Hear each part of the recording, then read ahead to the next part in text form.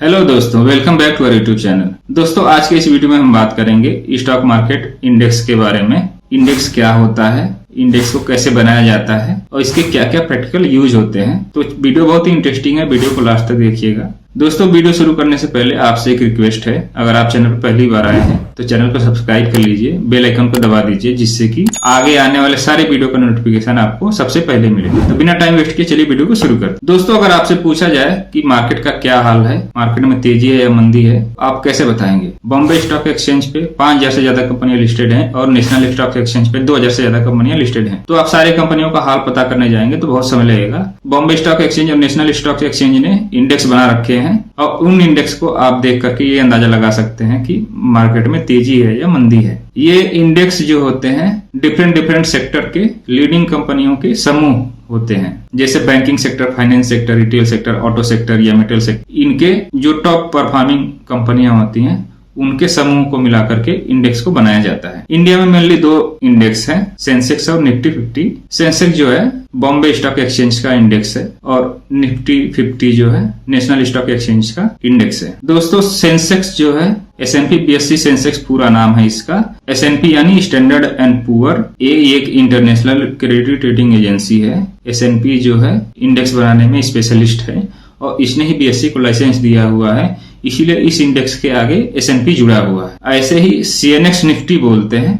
जो CNX शब्द है वो क्रिसिल और NSE इन दोनों का मिक्स करके बनाया गया नाम है। क्रिसिल और NSE जो है उनकी एक सब्सिडियरी कंपनी है, India index service and product limited, वो मैनेज करती है इस इंडेक्स को, इसीलिए इस इंडेक्स के आगे CNX लिखा हुआ आपको दिख रहा है। आप केवल निफ्टी या सेंसेक्स को देख करके ये अंदाजा लगा सकते हैं कि मार्केट में आज तेजी थी या मार्केट में आज मंदी थी। इंडेक्स को बनाने के कई मेथड हैं। इंडिया में जो मेथड यूज होता है वो होता है free float market capitalisation. Free float market capitalisation को समझने से पहले आपको मार्केट कैपिटलाइजेशन के बारे में समझना होगा। उदाहरण के लिए मान लेते हैं कि कोई कंपनी है जिसके 1000 शेयर हैं और हर शेयर की कीमत 5 रुपए है, तो उस कंपनी का टोटल मार्केट कैपिटलाइजेशन हुआ 5000 रुपए। ऐसे ही कोई एक दूसरी कंपनी है जिसके 1 लाख शेयर हैं और हर शेयर की कीमत 1 रुपए है, तो उस कंपनी का मार्केट कैपिटलाइजेशन हुआ 1 लाख रुपए है। फ्री फ्लोट का क्या मतलब होता है? दोस्तों, स्टॉक एक्सचेंज पे जितने शेयर ट्रेड होते हैं उन्हें हम फ्री फ्लोट बोलते हैं। टोटल नंबर ऑफ शेयर में से प्रमोटर के शेयर को घटाने के बाद जो शेयर बचते हैं उन्हें हम फ्री फ्लोट बोलते हैं। टोटल नंबर ऑफ शेयर में से शेयर होल्डर के शेयर को घटाने के बाद और उसमें शेयर की प्राइस को मल्टीप्लाई करेंगे तो निकल के आएगा फ्री फ्लोट मार्केट कैपिटलाइजेशन। तो जिस कंपनी का फ्री फ्लोट मार्केट कैपिटलाइजेशन सबसे ज्यादा होता है, इंडेक्स में उसका वेटेज ज्यादा होता है। दोस्तों, आपने समझ लिया कि इंडेक्स कैसे बनता है। अब हम जानेंगे कि इस इंडेक्स का यूज क्या है। दोस्तों, सबसे पहले तो आप बिजनेस चैनल, अखबारों में ये देखने या पढ़ने को मिलता होगा आपको कि मार्केट तेजी में है, मार्केट मंदी में है, या मार्केट 50 पॉइंट गिर करके बंद हुआ है, सेंसेक्स 500 पॉइंट चढ़ करके बंद हुआ है।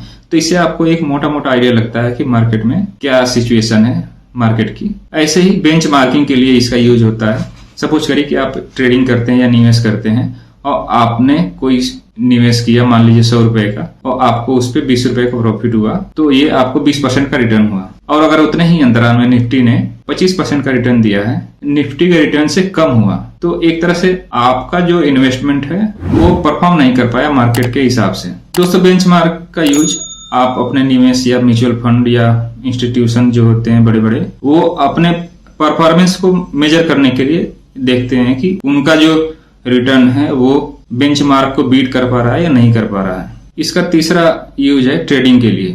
दोस्तों, ये डेरिवेटिव सेगमेंट में आता है, हम आपको शॉर्ट में बताते हैं। इसमें फ्यूचर एंड ऑप्शन होते हैं, उसमें ट्रेडिंग होती है। जैसे नेशनल स्टॉक एक्सचेंज पे Nifty 50, bank Nifty, Nifty financial, mid cap select index, इन सबकी ट्रेडिंग होती है। वैसे ही सेंसेक्स पर सेंसेक्स, बेंसेक्स, इन दोनों इंडेक्स की भी ट्रेडिंग होती है। और चौथा इसका यूज है पोर्टफोलियो हेजिंग के लिए। सपोज करिए कि आपने 10 लाख का इन्वेस्टमेंट कर रखा है लॉन्ग टर्म के लिए और आपको लगता है कि आने वाले कुछ समय में मार्केट नीचे जा सकती है और आप चाहते हैं कि आपके निवेश जो है वो कम ना हो, तो आप अपने पोर्टफोलियो को हेज कर सकते हैं।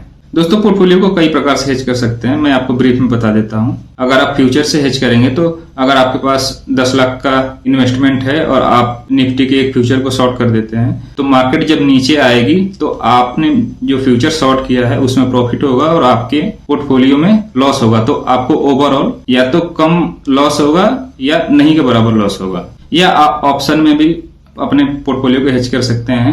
आप एट द मनी या इन द मनी के पुट को खरीद करके रख सकते हैं, जिससे कि अगर मार्केट गिरती है तो आपको पुट में प्रॉफिट होगा लेकिन आपके पोर्टफोलियो में नुकसान होगा, तो ओवरऑल आपको कम नुकसान होगा। इस तरह से आप अपने पोर्टफोलियो को हेज कर सकते हैं। दोस्तों कुछ सेक्टर स्पेसिफिक इंडेक्स भी होते हैं, जैसा कि आप टेबल में देख सकते हैं, जिससे कि आपको इन्वेस्टमेंट या ट्रैक करने में आसानी हो। तो इस वीडियो में फिलहाल इतना ही दोस्तों। आशा करते हैं वीडियो आपको पसंद आया होगा। वीडियो पसंद आया तो वीडियो को लाइक करिए, चैनल को सब्सक्राइब कर लीजिए। मिलते हैं किसी अगले वीडियो में, तब तक के लिए धन्यवाद दोस्तों।